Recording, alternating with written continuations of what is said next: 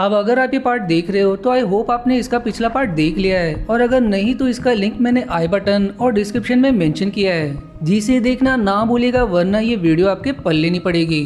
अब 7th episode की शुरुआत में हम देखते हैं कि रात के वक्त जब ओआ सो रही होती है तब उसे एक डरावना सपना आता है जिससे वो नींद में ही चिल्लाने लगती है, जिसकी आवाज सुनकर एबेल उसके कमरे में आता है। जिसके बाद एबेल को पता चलता है कि ओआ ने बस एक बुरा सपना देखा था और इसलिए वो डर के मारे चीख रही थी। अब एबेल ओआ से सवाल करता है कि क्या तुमने फिर से वही बुरा सपना देखा, जिसका जवाब ओआ हाँ में देती है। फिर इसके बाद वह एबेल से सवाल करती है कि मैं सालों पहले घर से भाग गई थी, इसके लिए क्या आप मुझसे गुस्सा हो। आगे वो ये भी कहती कि जैसा मैंने चिट्ठी में लिखा था मैं थोड़े दिनों में ही वापस आने वाली थी। जो सुनकर एबेल कहता है कि मैं तो तुम्हारे चिट्ठी के बारे में भूल ही गया था। लेकिन यहाँ एबेल के चेहरे को देखकर ऐसा लगता है कि उसे ओआ की चिट्ठी कभी मिली ही नहीं थी।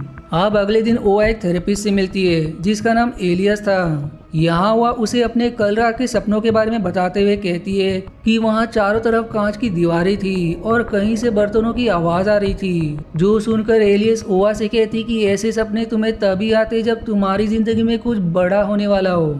वहीं दूसरी तरफ एबेल और नैन्सी कमरे के बाहर ओआ के सेशन खत्म होने का इंतजार कर रहे होते हैं, और तभी एबेल नैन्सी से सवाल करता है कि क्या हुआ कि घर छोड़कर जाने के बाद उसे उसकी चिट्ठी मिली थी, जिसके जवाब में नैन्सी कहती कि उसे ऐसी कोई भी चिट्ठी नहीं मिली। फिर इतने में ही एलियस और ओआ कमरे से बाहर आ जाते हैं, और अब एलियस नैन्सी से कहता है कि आपको पूरे परिवार के साथ कुछ समय के लिए बाहर घूमने के लिए जाना चाहिए। फिर अगले सीन में हम देखते हैं कि ओआ की टीम के 5 लोग उस खाली पड़े घर में जाकर कार्टून मूवमेंट्स की प्रैक्टिस करते हैं, जिस दौरान स्टीव काफी खुश लग रहा होता है। आप प्रैक्टिस के बाद घर आने पर स्टीव के पिता उसे बताते हैं कि उसे उसकी स्कूल के एक लड़के माइल्स के पेरेंट का कॉल आया था, जिसने उसे स्कूल में मारा था, और इस वजह से अब उसके हॉस्पिटल का बिल उन्हें भरना पड़ेगा। लेकिन स्टीव अपने पिता से कहता है कि मैं पहले जाकर नहा लेता हूँ और इसके बारे में हम लोग बाद में बात करेंगे। वहीं दूसरी तरफ बेटी ओआ को बताती है कि उसे उसके भाई के इंश्योरेंस के पैसे मिल गए और वो इस चेक को संभाल कर रखेगी, क्योंकि ये उसे उसके भाई की याद दिलाता है। फिर आगे बेटी ओआ से सवाल करती है कि अगर उन्होंने दूसरी दुनिया का दरवाजा खोला तो क्या ये उनके लिए खतरनाक होगा, जिसके जवाब में ओआ कहती है कि अगर हमने सारे मूवमेंट्स को सही से कर लिया तो उससे एक ऐसा दरवाजा खुलेगा जो अभी भी यहाँ पर मौजूद है, लेकिन अभी हम उस दरवाजे को देख नहीं सकते।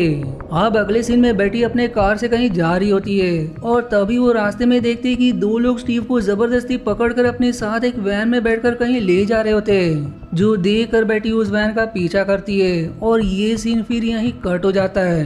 अब अगले सीन में हम ओआ, एबेल और नैन्सी को देखते हैं जो डिनर करने के लिए एक रेस्टोरेंट में आए होते हैं, और यहाँ ये सब बहुत खुश लग रहे होते हैं। तभी वहाँ एक लड़की आकर ओआ के साथ अपनी फोटो लेने लगती है। साथ ही वो कहती है कि ओआ उसके लिए एक इंस्पिरेशन है, क्योंकि इतने साल कैद रहने के बाद भी उसने हिम्मत नहीं हारी और अपने परिवार के पास वापस आ गई।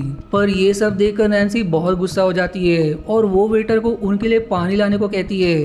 तभी हम देखते हैं कि वो वेटर अल्फांसो होता है, जो उस रेस्टोरेंट में एक वेटर का पार्ट टाइम काम करता था। फिर अगले सीन में हमें फिर से बेटी को दिखाया जाता है जो अभी भी उस वैन का पीछा कर रही होती है, और अब उनकी वैन एक पेट्रोल पंप पर रुकती है और वो दोनों लोग कुछ सामान लेने के लिए बाहर आते हैं। यहाँ पर बेटी स्टीव को बचाने के लिए मदद के लिए चिल्लाती है, लेकिन इसका कोई फायदा नहीं होता क्योंकि वहाँ आसपास उनकी मदद करने के लिए कोई नहीं होता।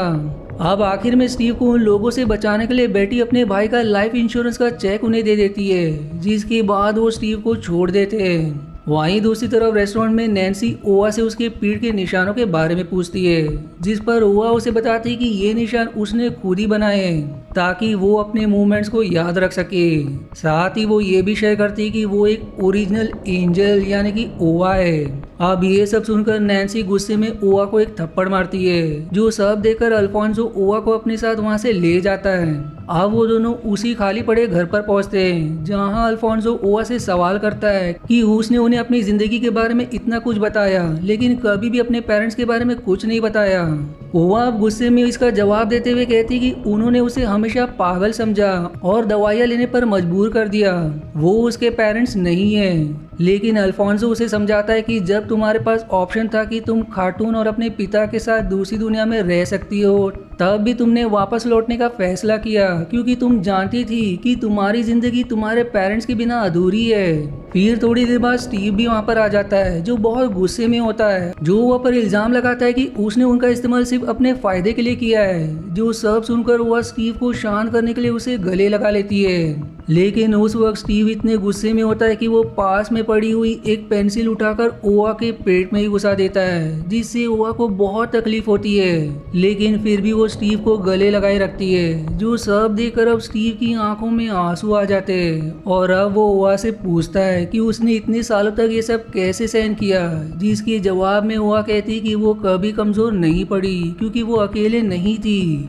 अब इसके बाद वह सबको फिर से अपनी कहानी सुनाने लगती है और वो कहती कि आज वो अपनी कहानी का अंत करेगी, जिसके साथ ही एपिसोड यही समाप्त हो जाती है। आप सीरीज की आखिरी एपिसोड की शुरुआत एपिसोड 6 के उस सीन से होती है जब पुलिस वाले ने हैप के घर आकर उसके कंप्यूटर पर सारे कैदियों को देख लिया था और उसके बाद हैप के सिर पर बंदूक तान दी थी।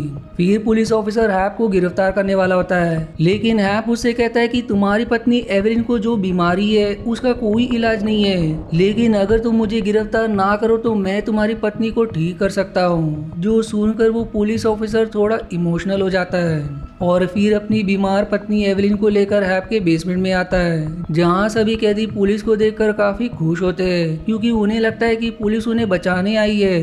लेकिन यहाँ पर हैप सिर्फ ओवा और होमर को बाहर निकालता है, जिसके बाद वो उन्हें ऊपर के कमरे में लेकर जाता है और वहाँ उन्हें पुलिस ऑफिसर की पत्नी को ठीक करने को कहता है और फिर हैप पुलिस ऑफिसर के साथ वहाँ से बाहर चला जाता है। अब उनके वहां से जाने के बाद होमर ओवा से कहता है कि अगर उन्होंने एवलिन को ठीक नहीं किया तो पुलिस ऑफिसर हैप को गिरफ्तार कर लेगा और फिर हम लोग यहाँ से आज़ाद हो जाएंगे। लेकिन ओवा कहती है कि अगर उन्होंने एवलिन को ठीक नहीं किया तो हमारे एंजल होने का कोई फायदा नहीं होगा। इसलिए अब ओवा और होमर खैटून मूवमेंट्स करने लगते हैं, जिससे कमरे में अंधेरा छा जाता है और अब एवलिन धीरे धीरे ठीक होने लगती है। जो सब कुछ पुलिस ऑफिसर और हैप कंप्यूटर पर देख रहे होते हैं। अब अचानक से इसी दौरान एवलिन ओवा का हाथ पकड़ लेती है और वो ओवा को बताती कि उसने भी पास में नियर डेथ एक्सपीरियंस किया था और तब उसे खैटून ने 5वां मूवमेंट सिखाया था ताकि समय आने पर वो ओवा को ये मूवमेंट सिखा सके। इसके बाद एवलिन ओवा को 5वां मूवमेंट सिखाती है और इस तरह हैप को भी अब 5वां मूवमेंट का पता चल जाता है। वहीं दूसरी तरफ अपनी पत्नी को ठीक होता देखकर पुलिस ऑफिसर उसके कमरे की ओर उससे मिलने के लिए भागता है और इस चक्कर में अपनी गन कंप्यूटर रूम में ही भूल जाता है। अब हैप वो गन लेकर कमरे में आता है और सीधा एवलिन और उसके पति को गोली मार देता है, जिसके बाद वो होमर को उसी कमरे में बंद कर देता है और ओवा को कमरे से बाहर ले जाकर उसे बेहोश कर देता है। फिर अगले दिन होश आने पर ओवा देखती है कि हैप उसे अपनी कार में कहीं ले जा रहा है, जिसके बाद हैप एक सुनसान रास्ते में अपनी कार रोकता है और ओवा को घसीटते हुए रोड के किनारे तक ले जाता है, जहां वो ओवा से कहता है कि अब उसे 5वां मूवमेंट भी मिल चुका है और उसके पास होमर भी है, जिसकी मदद से अब वो दूसरी दुनिया का दरवाजा खोल सकता है, इसलिए अब उसे उसकी कोई जरूरत नहीं है। जो इतना कहकर वो ओवा के कपड़े अपने चाकू से फाड़ देता है और उसे वहीं अकेला छोड़कर वहां से चला जाता है। अब थोड़ी देर तक तो ओवा उसकी कार के पीछे भागती है, लेकिन जल्दी उसकी कार ओवा की नजरों से ओझल हो जाती है। जो सब बताते हैं ओवा बहुत इमोशनल हो जाती है और स्टीव के चाकू से अपने कपड़े ठीक उसी तरह से फाड़ लेती है। तभी वहाँ पर सभी बच्चों के पेरेंट्स और स्कूल का प्रिंसिपल उन्हें ढूंढते हुए पहुंच जाते हैं, जहाँ ओवा के कपड़े फटे हुए थे, इसलिए नैन्सी उसे अपने जैकेट पहनाती है। अब अगले सीन में हम एबेल को देखते हैं, जो बहुत गुस्से में होता है क्योंकि उनके घर को रिपोर्टर्स ने चारों तरफ से घेर रखा था और वो सभी ओवा से मिलना चाहते थे। इसलिए अब इससे परेशान होकर नैन्सी और एबेल कुछ दिनों के लिए ओवा को लेकर एक होटल में चले जाते हैं। अब होटल में जाने के बाद ओवा नैन्सी और एबेल को उन सभी बातों के बारे में बताती है जो उसके साथ पिछले 7 सालों में हुई थी। फिर अगली सुबह नैन्सी अपने पर्स से एक चिट्ठी निकालती है जो ओवा ने घर छोड़ने से पहले अपने पेरेंट्स के लिए घर पर छोड़ी थी, जो देखकर एबेल नैन्सी से गुस्सा होकर कमरे से बाहर चला जाता है क्योंकि उसने इतने सालों तक उससे ये चिट्ठी छिपाई थी। लेकिन नैन्सी उसे समझाते हुए कहती कि उसने ये बात इसलिए नहीं बताई क्योंकि इस चिट्ठी में ओवा ने लिखा था कि उसके पिता जिंदा है और वो उन्हें ढूंढने जा रही है और नैन्सी नहीं चाहती थी कि ए वो चिट्ठी पढ़कर दुखी हो। वहीं दूसरी तरफ स्टीव और अल्फोंसो ओवा की कहानी की सच्चाई जानने के लिए उसकी बताई हुई घटनाओं के बारे में गूगल पर सर्च कर रहे होते हैं, जिस दौरान उन्हें ओवा का कई सालों पुराना वीडियो मिलता है जिसमें वो स्टेशन पर वायलिन बजाती हुई दिख रही थी। फिर अगले सीन में हम अल्फांसो को देखते हैं जो रात के वक्त ओआ के घर में जाकर उसके कमरे में कुछ ढूंढने लगता है, जहां उसे कुछ किताबें मिलती है जिसमें एंजल्स, नियर डेथ एक्सपीरियंस और होमर नाम के कैरेक्टर पर आधारित कहानियां होती है, जिससे अल्फांसो को लगता है कि ओआ की बताई हुई कहानी झूठी और मनगढ़ंत है। इसलिए अब वो सारी किताबें लेकर वहां से निकल जाता है, जिसके बाद वो बाकी साथियों से मिलकर उन्हें ओआ के घर में मिली किताबों को दिखाता है और कहता है कि ओआ ने उन्हें एक झूठी कहानी सुनाकर बेवकूफ बनाया।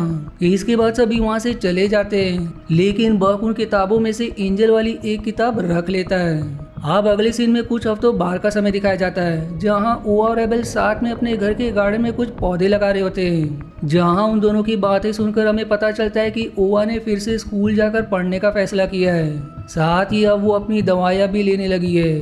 वहीं दूसरी तरफ स्कूल में हम देखते हैं कि बेटी को नौकरी से निकाल दिया गया है क्योंकि उसने बच्चों का साथ दिया था, जिससे अब कल स्कूल उसे छोड़ना पड़ेगा।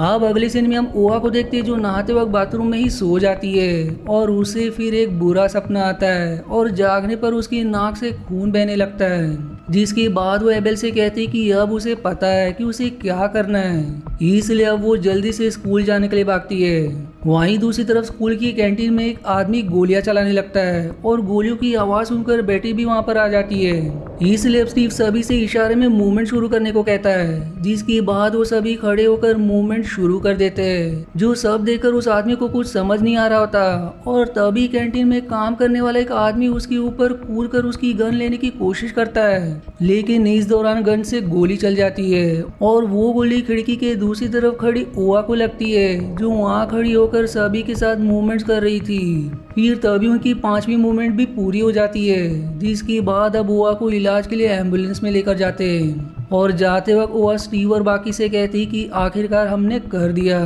जिसके बाद अब एम्बुलेंस चल पड़ती है और अब स्टीव एम्बुलेंस के पीछे भागते हुए ओआ से कहता है कि वो उसे भी अपने साथ दूसरी दुनिया में ले जाए, जिसके साथ ही ये सीन यहीं कट हो जाता है। फिर अगले सीन में हम ओआ को देखते हैं जो किसी और दुनिया में होती है और उसने सफेद कपड़े पहने होते हैं। तभी वो अपने सामने कुछ देखकर रोते हुए होमर का नाम लेती है और फिर इसी सस्पेंस के साथ ये सीरीज यहीं एंड हो जाती है। अब अगर आपको इसका अगला सीजन देखना है तो या तो आपको इसका लिंक कमेंट या डिस्क्रिप्शन में मिल जाएगा, और अगर नहीं तो मैं इसे जल्दी पोस्ट करूंगा।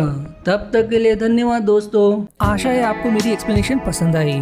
यदि हाँ तो प्लीज वीडियो को लाइक करना और चैनल को सब्सक्राइब करके सपोर्ट करना ना भूलें। मिलते हैं अगले एक्सप्लेनेशन वीडियो में, तब तक के लिए धन्यवाद दोस्तों।